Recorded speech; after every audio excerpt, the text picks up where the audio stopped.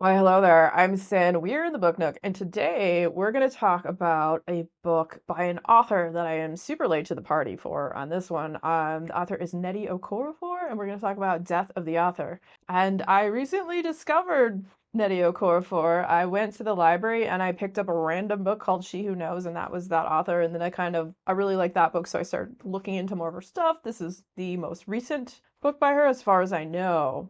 It is weird and wondrous. So it follows the story of this woman, Zelu, and you come into the story, and at this point in time, she's like 32 years old. She had written a book before, then it was just like generic kind of fiction. So a little bit too about the main character, Zelu. So she's a teacher of writing, she's a published author, she's also a paraplegic and is wheelchair bound. She has a really large family that she comes from, and they are all in Tobago at her sister's wedding. And while she's there, she gets a call from someone at the school and finds out that she lost her job. This sucks, but she's not going to let this spoil her. It's her sister's day, so she, hold it all inside. She got fired because this pretentious a-hole student wrote a story and it was terrible. It was just a bunch of nonsense, no cohesive thoughts whatsoever. And they were doing kind of like a round table in class. I think she'd had issue with this student for a while and she just kind of snapped because she was like, what would you say your story is about? And he was like, well, you tell me. What do you think it's about? That's up to the reader of the story. Me, me, me. And she just kind of snapped and told him it was garbage. And yeah, so he started crying. And then the rest of the students were all like, we're emotionally traumatized. And so she got fired because she said what she actually felt and did not hold back on this guy. I get you're not supposed to do that, but sometimes people need to hear the stuff. Anyways, so she loses her job, goes to the wedding. She meets this guy, Mississippi, and they go out and hang out on the beach and they kind of hook up and they do exchange numbers. So that happens. And she goes back to her hotel room and she starts writing this science fiction story. It just kind of starts like pouring out of her. She's never written science fiction before. She doesn't really even like science fiction. It's called Rusted Robots, and it has the main character is this character named Ankara. And as you get into the story now, stuff will flip between Zelu's life and then chapters of this story, Rusted Robots. And Ankara, the time that this robot is in, it's pretty much like mankind has ceased to exist and there's like one human left on Earth. It is the robots who are known as the Humes that actually have bodies, two legs, arms, head, torso. And then the AI they call the nobodies who are in the network.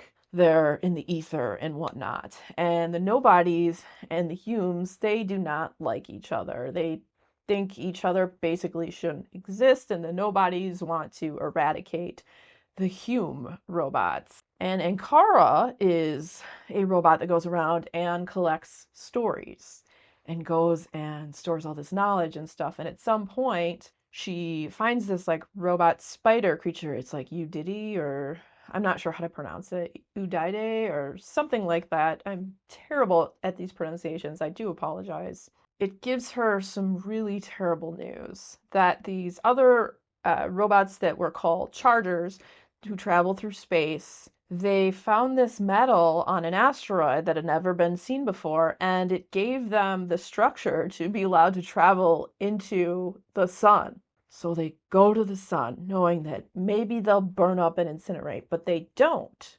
And when this happens, they go absolutely mad and they start singing this weird song, and then they're like, oh, we're going to come back to the earth and destroy it. So now you have this.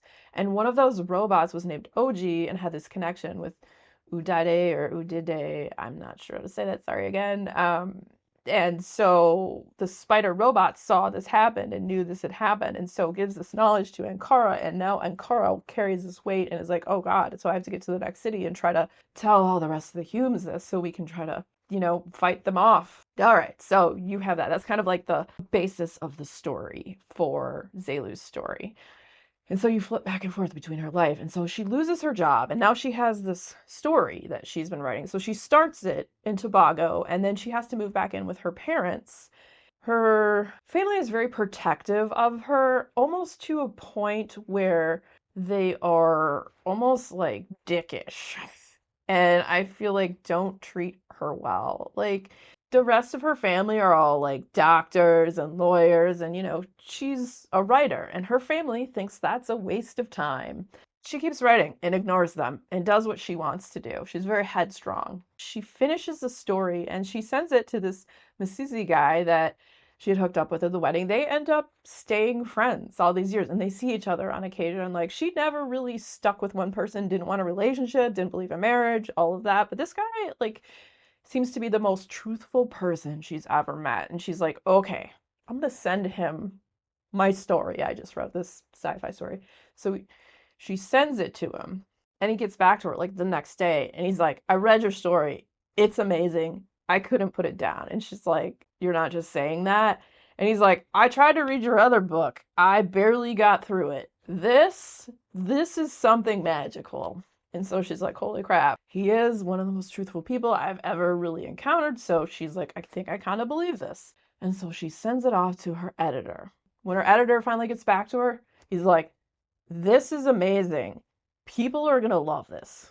And she ends up getting a book deal, and a very large book deal, which is like a 7-figure book deal, almost unheard of these days. And so she's like, holy crap. And she's super excited.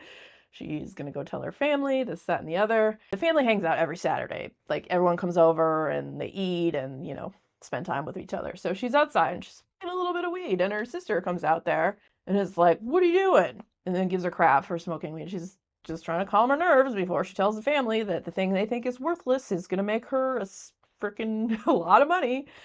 And her sister like runs and then goes and tells on her. Mind you, she's 32 and weed is legal. So it ruins her moment. She goes in there and everything's already ruined, and then she tells them, like, everyone seems against her, and the way they're reacting seems like a bunch of jealous little children. And I feel like that's kind of how the family acts throughout a lot of the book. They claim it's to be protected of her because, she's in a wheelchair and they want to watch out for her and make sure she isn't taken advantage of. But it seems a lot of it to me, like a lot of it's like jealousy. I don't know.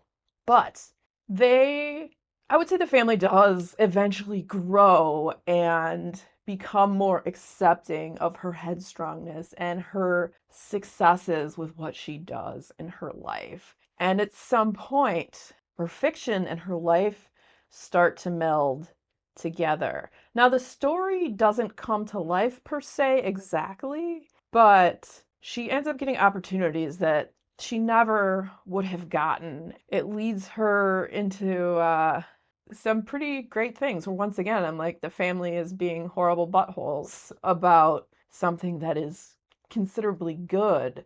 Great book. I'm loving this author. If you already like Nnedi Okorafor, this book's fantastic. If you haven't read it, I would highly recommend it. If you are looking for a kind of strange book that centers around family, but also has a strange sci-fi element to it, and with the back and forth between Zelu's story and the robot story, it's quite fantastic, and I would definitely recommend it. And if you enjoyed hanging out today, hit that subscribe button, come back, see me again, and we'll talk about more bookish things and weird stuff.